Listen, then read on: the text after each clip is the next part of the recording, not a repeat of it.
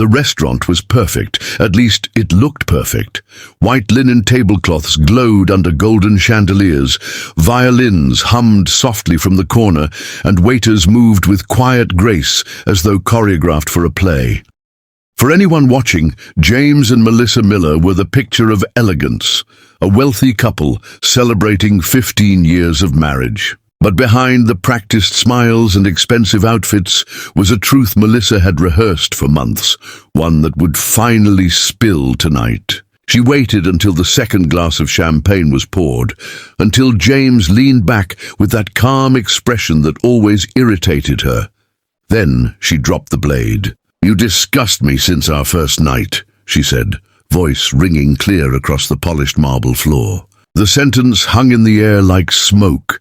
Forks froze midway. The couple at the next table looked away quickly, pretending to be lost in their menus. Even the violinist faltered on a note. James did not. Instead, he looked at his wife the way a man looks at a storm he always knew would arrive. Not with fear, not even with sadness, but with a strange calm.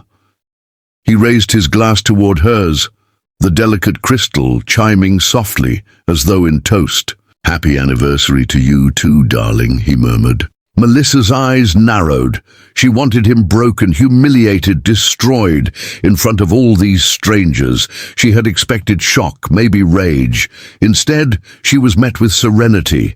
His composure enraged her more than anything else could have. "You think this is a joke?" she spat, leaning forward so the candlelight sharpened her features. "I should have walked out the morning after we married. I wasted 15 years pretending to care about you. 15 years of lying in a life I never wanted." James set his glass down slowly, folding his napkin with careful precision. Every movement was deliberate, unhurried, as though he had been waiting for this moment longer than she could imagine. "I know," he said simply. Melissa blinked. The words didn't register at first. What do you mean, you know?" His gaze was steady, unwavering. "Melissa, I knew the truth from the beginning. Every sigh when I held your hand, every cold glance at the dinner table, every time you turned away when I reached for you. Did you think I was blind?" He paused, the faintest trace of a smile touching his lips. "I didn't marry you because I thought you loved me. I married you because I loved you. And for me, that was enough." Melissa's throat tightened, though she forced a bitter laugh. "Pathetic, absolutely pathetic. You lived all these years clinging to scraps, pretending a loveless marriage was something noble." James didn't argue. He let her words land, like pebbles tossed at a mountain. The silence between them grew heavier than the chandeliers above, pressing down until Melissa felt suffocated by it. The waiter approached then, nervous, and placed a tall slice of layered chocolate cake between them. "The special dessert." "You requested, madam," he whispered, retreating quickly, as though afraid of being caught in the storm. Melissa glared at the cake as if it had betrayed her. She had ordered it weeks ago, planning to crown the evening with her confession. She wanted the sweetness to contrast with her cruelty, to make her words sting sharper. But now, the dessert looked absurd, like a candlelit joke at the funeral of her marriage. She pushed back her chair suddenly, the screech loud against the marble. Diners turned their heads again, and Melissa relished the drama of it, the public humiliation she thought James must finally feel. "I'm done," she hissed.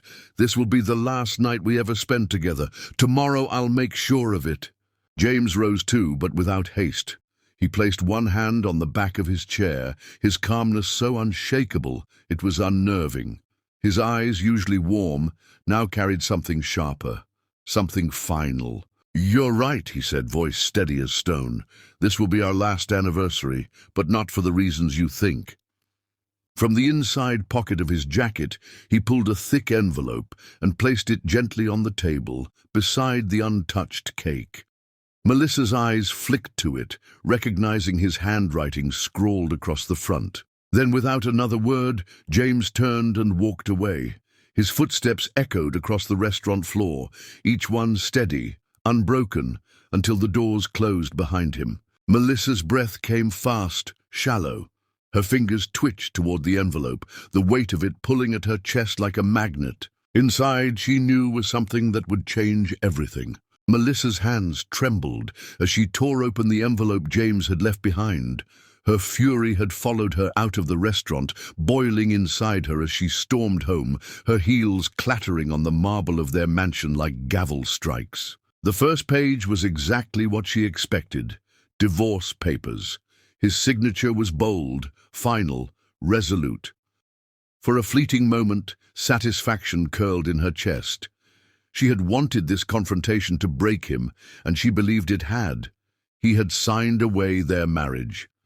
Victory, she thought. But as she flipped to the second page, her breath caught. Behind the papers lay property deeds, one after another. The penthouse overlooking Central Park, the summer house in Martha's Vineyard, the chain of rental properties that had made James a millionaire. Her name glared from every document. Then the bank account transfers, stacks of them, each one placing his wealth directly under her control. Every penny, every asset. Melissa's lips parted, confusion overwhelming her.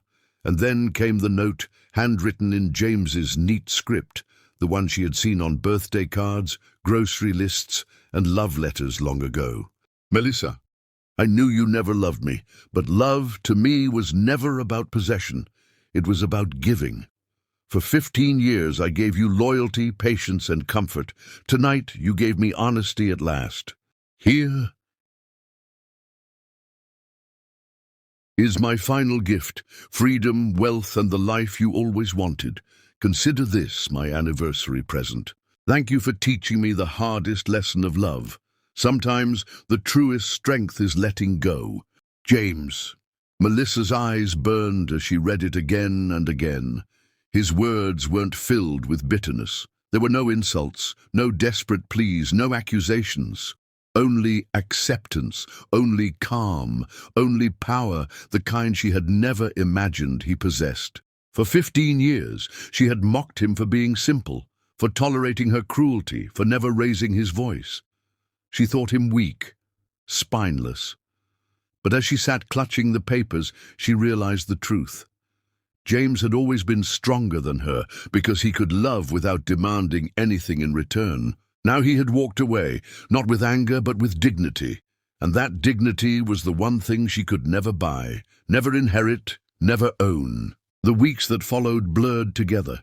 Melissa signed the papers and officially took possession of everything James had given her. Lawyers congratulated her on the settlement, whispering behind her back that she had won big.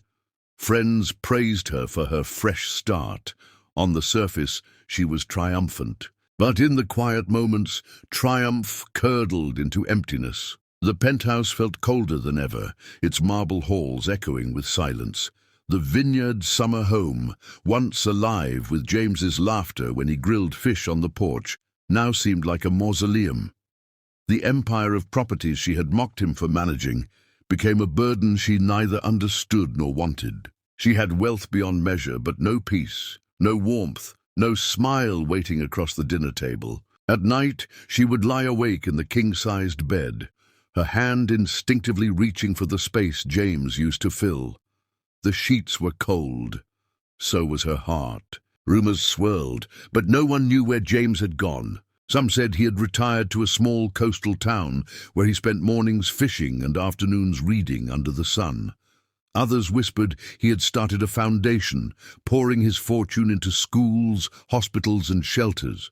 A few even claimed he had fallen in love again, this time with someone who cherished him. Melissa pretended she didn't care, but every whisper clawed at her, each rumor a reminder that James had built a new life without her. What cut deepest was not that he had left, but how he had left, on his own terms, unbroken, smiling. She had tried to destroy him, yet he had turned the tables without lifting a hand.